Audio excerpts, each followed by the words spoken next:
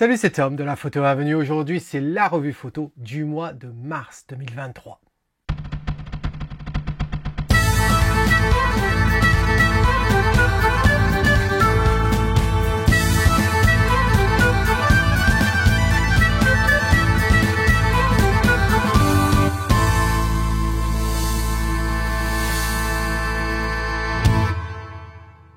Alors en effet, c'est la revue photo du mois de mars 2023.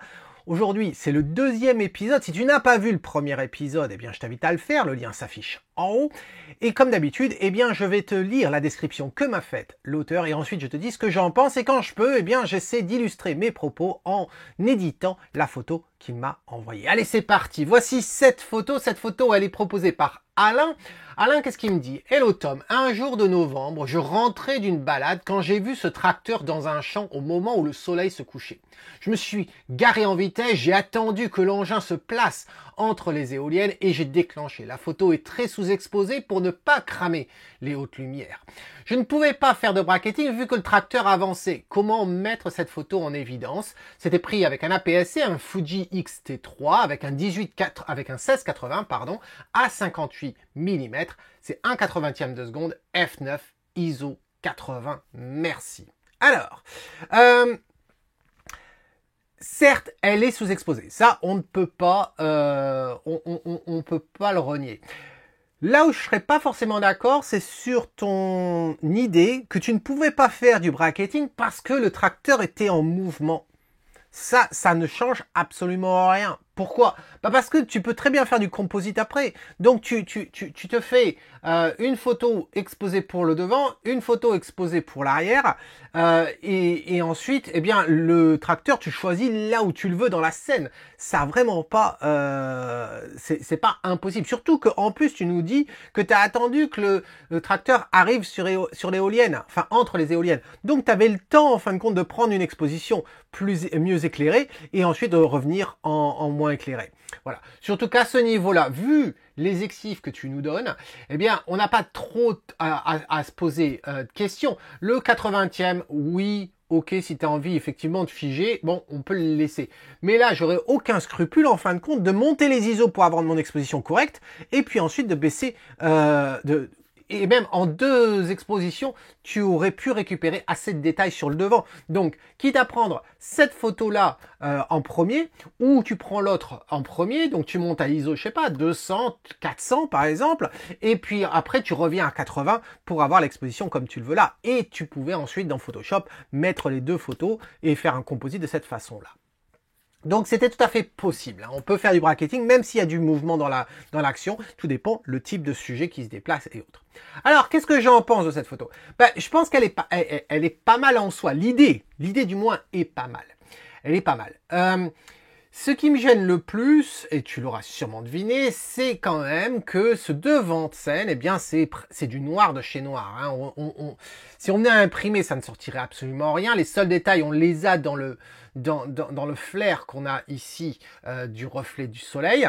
J'ai pas de souci avec ce reflet de soleil, si ce n'est que celui-là, là, le petit. Le grand, j'ai pas de souci. Donc le petit ici, j'aurais envie d'y faire quelque chose. Ensuite, là, je pense que l'on a, en fin de compte, la flèche d'une église qui doit être derrière, hein, ou bien c'est une autre éolienne qui serait dans la vallée. Alors ça, j'en sais rien.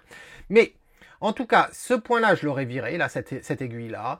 Qu'est-ce que j'aurais fait l'autre? Ici, là, il y a une petite herbe qui sort, mais là, c'est un pur détail. J'aurais traité ça. Mais le plus gros, ça va être, pour moi, l'exposition et puis le cadrage. J'aimerais faire quelque chose au niveau du cadrage. Ça serait déjà de réduire le ciel. Voilà, de réduire le ciel, mais en fait, je me suis aperçu qu'après, en travaillant sur l'exposition, on avait des herbes hautes ici sur le devant. Donc, du coup, j'ai réduit, tu vas voir ça dans une seconde, j'ai réduit, en fin de compte, l'espace d'en bas. Et je me suis dit, il y a comme une barre, voilà, deux barres, une partie en bas, une partie en haut. Et puis, en fait, ça donnait quoi? Ça donnait quoi au départ? Eh bien, ça donnait ça. Voilà, ça donnait ça, et je trouvais l'idée assez sympa d'avoir, en fin de compte, autant de ciel que ça, et puis d'avoir la partie en bas. Voilà, je trouvais ça assez sympa, et puis ça nous faisait un cadrage assez latéral, et je me suis dit, tiens, pourquoi pas. Alors certes, on a beaucoup de bruit, hein, on peut pas être sous-exposé comme ça, essayer de récupérer, en fin de compte, des informations dans le sol. Mais après, à force de la regarder, cette photo, il y avait quand même une partie qui m'embêtait. La partie qui m'embêtait, c'était la partie supérieure qu'il y avait là. Voilà. Ce bleu ici, on en a pas besoin. Et je me suis dit, pourquoi pas faire quelque chose de vraiment, vraiment latéral, cette fois-ci. Et du coup, bah, ça a donné quoi? Ça a donné ça. Voilà. Alors certains me diront, ouais, mais Tom, c'est pas standard. Honnêtement, je m'en fous. Honnêtement, je m'en fous que ce soit pas standard. Et je trouve que l'idée fonctionne bien. On a quelque chose de latéral, ça fonctionne bien ici. Il y a quelque chose de curieux avec le champ ici là. On a cette ligne ici et cette ligne là, et ça pointe vers le soleil. Donc je trouve ça assez intéressant. Je me demande pourquoi, et peut-être que tu l'as faite. J'ose à croire que si tu étais là à ce moment-là et que tu as pris la photo, tu as aussi essayé de prendre la photo avec le tracteur au centre. Voilà. Et là, eh bien, j'aurais été curieux de savoir ce que ça donnait. Est-ce que tu l'as fait? Et si tu l'as fait, pourquoi tu ne l'as pas gardé? Voilà. Et je t'invite si tu l'as fait et que tu l'as pas gardé et que tu l'as gardé, je t'invite à expliquer pourquoi tu l'as pas gardé, et puis à poster sur le mur de la photo avenue, sur le comptoir, de poser cette photo, parce que je serais assez curieux de voir ce que ça donnerait, et n'hésite pas surtout à me taguer, comme ça je vais pas la manquer. Donc voilà, donc on se retrouve du coup avec ces trois versions de la photo. Tu remarqueras que j'ai supprimé, dans celle-là, j'ai supprimé donc soit la flèche, soit un bout d'éolienne qu'il y avait derrière, hein, on l'avait encore ici. Voilà. Et je trouve que c'est pas si mal. On peut rien faire d'autre dans la photo. Je veux dire par là qu'on peut pas l'imprimer, hein. Ça donnerait absolument rien à cause du manque de détails que l'on a là. Mais je trouve ça assez propre comme idée. Je t'avouerai que mon esprit assez carré et autres a du mal avec le fait que ce soit pas tout bien centré tout ça.